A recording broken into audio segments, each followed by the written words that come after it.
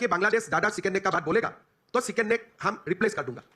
तो इसीलिए हमेशा सीजारियन ऑपरेशन तभी होते हैं जब नॉर्मल ऑपरेशन संभव नहीं होते हैं। डिमांड है गवर्नमेंट से एक ही कि अब बांग्लादेश का 2 टुकड़े करने हैं। 2 टुकड़े हमें चाहिए, एक तो चिकन कॉरिडोर के पास और दूसरा चिटागोंग के पास। और उन्होंने क्या बोला कि उधर मारोगे तो तुम यहाँ बैठे हुए ना इलीगल, वहाँ भी इलीगल है ना, तो यहाँ तुम्हारा तंदूर बना देंगे। हमें कोई फर्क नहीं पड़ता कि दीपू चंद्र दास की क्या नेशनलिटी, वो इंडियन है नहीं है, बांग्लादेशी, हमें कोई फर्क नहीं पड़ता। वो हिंदू है, उसको हाथ लगाया है तो कहीं ना कहीं दोस्तों इसका हिसाब बराबर तो होगा ही होगा। एक अच्छा खासा कंट्री किस तरह जहालत के घड़े में धकेल दिया गया है। अब मौलाना फजलुर रहमान का प्रॉब्लम क्या है? वो कह रहे हैं जी अगर इंडिया कश्मीर पे हमला कर रहा है तो सही कर रहा है, अगर तुम वहां पे हमले करोगे। Enough is enough.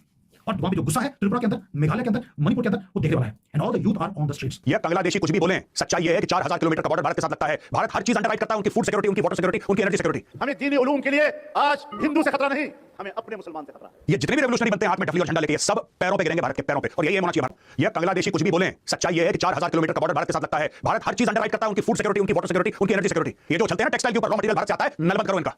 अगर सरकार सीरियस है, मैं गवर्नमेंट ऑफ इंडिया की बात कर रहा हूं, इनका नल बंद कर दो। आप इसका डर मत रखो अपने दिल में कि रिश्ते खराब होंगे। आज की तारीख में अच्छे रिश्ते, आज की तारीख में रिश्ते अच्छे बांग्लादेश से। आपने सब कुछ करके देख लिया, आपने उनको हर साल पैसे देके देख लिया। Government of India gives hundreds of crore rupees to Bangladesh every single year. आपने इनको बिजली, पानी, खाना, मदद, रॉ मटेरियल सब कुछ देके देख लिया। ये ना शुक्रिया। देखो सांप का बच्चा जो है ना, उसको दूध पिलाओगे तो बड़ा होकर नाग बनेगा, वो खरगोश नहीं बनेगा। ये गलतफहमी है। आप नल बंद कर दो। उनसे बोलना कि तुम्हारा बाप है चीन से ले लो यार, तुम्हारा बाप है ना चाइना, चाइना से लेके देखो, फिर मजा। आप बंद कर दो एक बार नल। इनकी ज्योग्राफी ऐसी है, मैं बता रहा हूं, ये तुम्हारे पैर पड़ेंगे। इनकी ज्योग्राफी ऐसी है, they don't, China will not support them. दोस्तों बड़े देशों को गलतफहमी थी कि भारत से पंगा लेंगे और चाइना सपोर्ट में आएगा। यही गलतफहमी मालदीव्स को थी, राइट? यही गलतफहमी मालदीव्स को थी जब वो तीन उसके मंत्री थे मोहम्मद मुजू के, जिन्होंने मोदी जी को उल्टा सीधा बोला, भारत को उल्टा सीधा बोला, पैरों पे गिर गया 8 महीने के बाद। आज की तारीख में कह रहा है कि नहीं, मालदीव्स का जो दिवस होता है हमारा नेशनल डे, उसमें मोदी जी आप चीफ गेस्ट बन के आइए।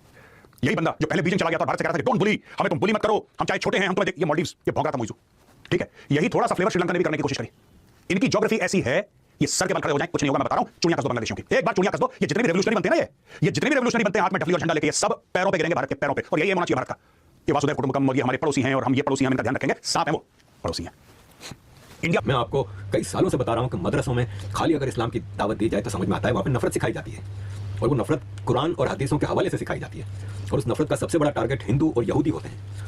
और बाकायदा नाम ले लेके हिंदुओं और यहूदियों के खिलाफ छोटे छोटे बच्चों को भड़काया जाता है, जो बड़े होकर ऐसे ही बनते हैं जैसे आज आप बांग्लादेश में जाहिलों का एक गोल देख रहे हैं। ये साहब हैं, इन्होंने भी टोपी पहन ली, अच्छे खासे सेक्युलर बनते थे और अब टॉप के मौलवी बन गए। अजीज दोस्तों, ये वीडियो उस वीडियो से ज़्यादा दुख देती है जिसमें इसको जलाया गया था।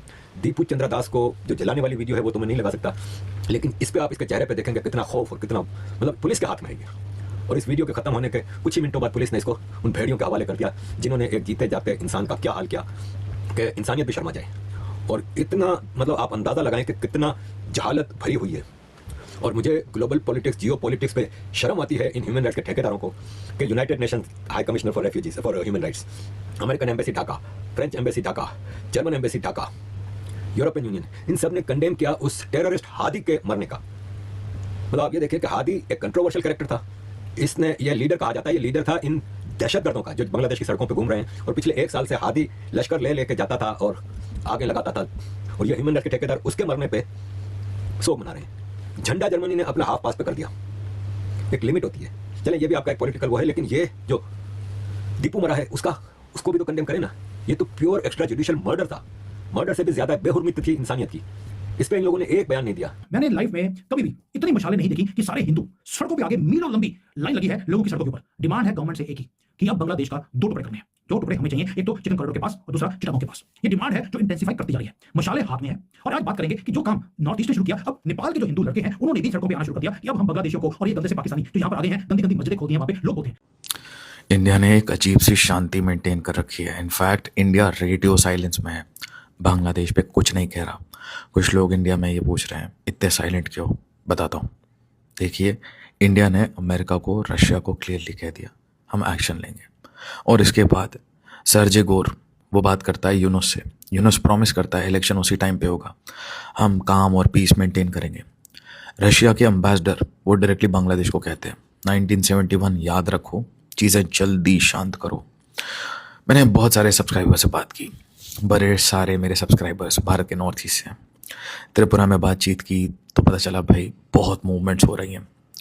इंडियन आर्मी की ईस्टर्न कमांड मूव कर रही है। I will not tell you what why, but ये सेम कहानी मिजोरम से मिली। असम की स्काई में रात भर सॉटीज चल रही है, Rafales Su-30s, they are taking sorties after sorties. गड़गड़ाहट है पूरे नॉर्थ ईस्ट में। सिलीगुड़ी त्रिशक्ति कोर और दीमापुर कोर, ईस्टर्न कमांड, ये बिल्कुल रेडी हैं।